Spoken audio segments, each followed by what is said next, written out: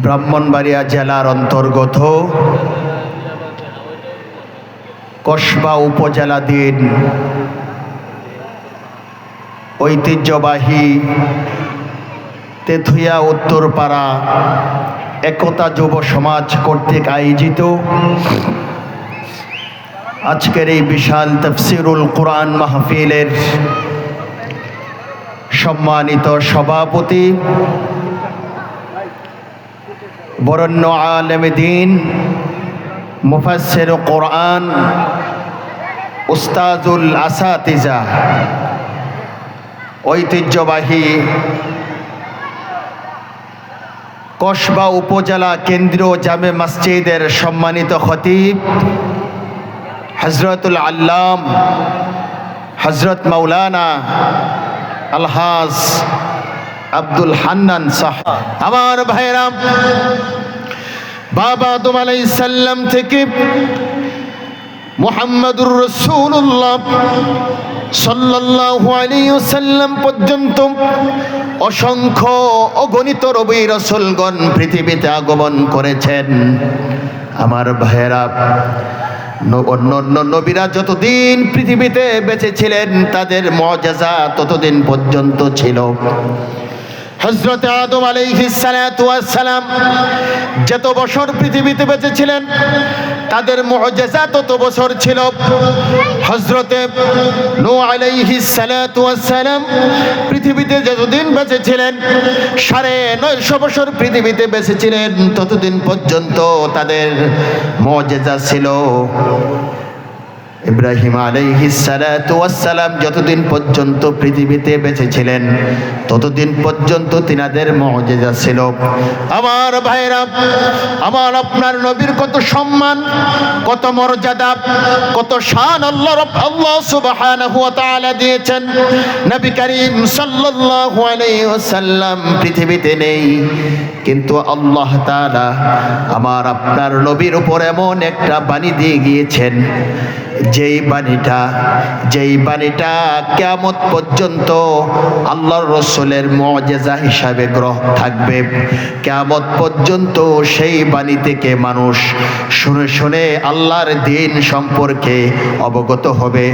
ওই কোরআনুল কারীম শুনে শুনে মানুষ জান্নাতের দিকে ধাবিত হবে আর জাহান্নামের আগুন থেকে বাঁচার চেষ্টা করবে। জোরে বলুন সুবহানাল্লাহ।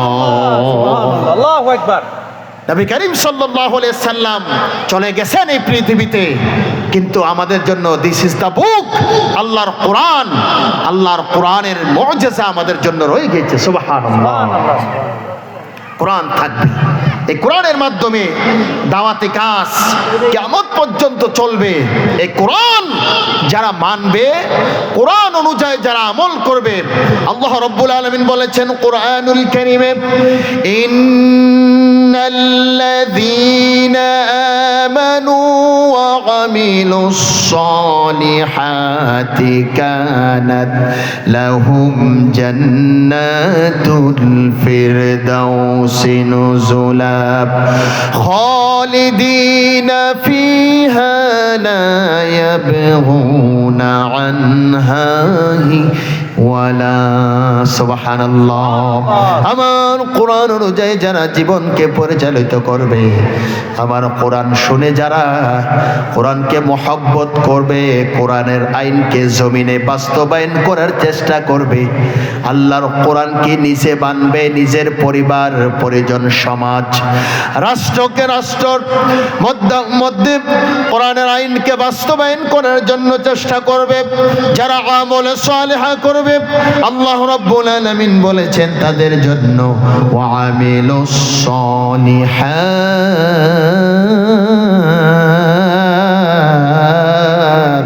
সুবহানাল্লাহ। ওয়া আমিলুস সালিহাতি কানাত লাহুম জান্নাতুল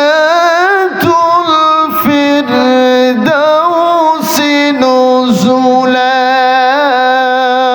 সুবহানাল্লাহ। সুবহানাল্লাহ, আল্লাহু আল্লাহ আকবার। বলেছেন তারা জান্নাতুল ফেরদাউসের সবচাইতে উচ্চ স্থানে তারা প্রবেশ করবে। সুবহানাল্লাহ। সেই কোরআনকে আমাদের আঁকড়িয়ে ধরার দরকার আছে না নেই? আল্লাহ রাসূল বলছেন আমি থাকবো না। আমার উম্মতেরা, ও আমার উম্মতেরা, আল্লাহর নবী বিশ্ব নবী জনাবে মুহাম্মদুর রাসূলুল্লাহ সাল্লাল্লাহু আলাইহি সাল্লাম বিদায় হজের ভাষণে বলে গিয়েছিলেন, আমার উম্মতেরা ততক্ষণ পর্যন্ত পথভ্রষ্ট হবে না যতক্ষণ পর্যন্ত আল্লাহর কিতাবুল্লাহ আর আমি রাসূলের সুন্নতকে আঁকড়িয়ে ধরবে, ততক্ষণ পর্যন্ত আমার উম্মতদেরকে শয়তান পথভ্রষ্ট করতে পারবে না। সুবহানাল্লাহ। সুবহানাল্লাহ, সুবহানাল্লাহ। পারবে? আজকে আমরা কোরআন পড়ি না, কোরআন বুঝি না, কোরআন অনুযায়ী জীবনকে পরিচালিত করতে চেষ্টা করি না। আল্লাহ রাসূল কি রেখে গেছেন আমার জন্য? আল কোরআন। আল কোরআন এবং রাসূলের কি সুন্নাহ। এই দুইটা যারা আঁকড়িয়ে ধরবে তারা কোনোদিন পথভ্রষ্ট হবে না, গোমরাহ হবে না, তারা জাহান্নামে যাবে না, তারা জান্নাতের মধ্যে প্রবেশ করবে। আর সেই জান্নাতের তলদেশ দিয়ে থাকবে কি? নদী, প্রবাহমান মধুর নদী থাকবে, দুধের সাগর থাকবে। সুবহানাল্লাহ। সুবহানাল্লাহ, সুবহানাল্লাহ। সেই নিয়ামতকে আমরা ভুলে গিয়ে দুনিয়ার সংক্ষিপ্ত কিছু জীবনের নিয়ামত পিছনে আমরা দৌড়াচ্ছি। জোরে বলেন ঠিক কিনা? ঠিক ঠিক।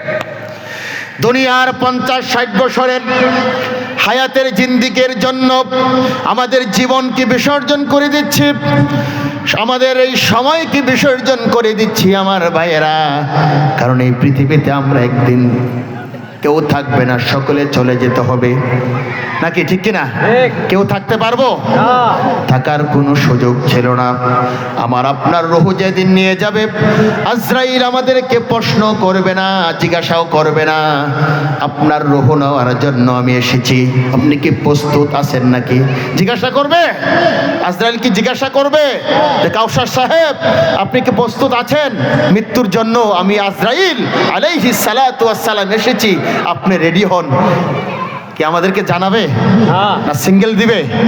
এই পৃথিবীতে হযরত আদম আলাইহিস সালাতু ওয়াস সালাম থেকে মুহাম্মদুর রাসূলুল্লাহ সাল্লাল্লাহু আলাইহি ওয়াসাল্লাম পর্যন্ত যত নবী রাসূল পয়গম্বররা এসেছেন, কারো কাছে কোনোদিন আল্লাহর ফেরেশতা মালাকুল মউত আজরাইল আলাইহিস সালাতু ওয়াস সালাম কোনোদিন জিজ্ঞাসা করেন নাই যে আমি মালাকুল মউত এসেছি, আপনি কি প্রস্তুতি গ্রহণ করেছেন? আল্লাহু আকবার।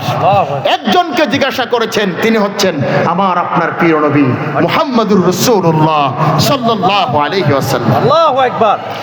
বিশ্ব নবী মুহাম্মদুর রাসূলুল্লাহ সাল্লাল্লাহু আলাইহি ওয়াসাল্লাম যখন অসুস্থ হয়ে বিছানায় পড়ে গেলেন,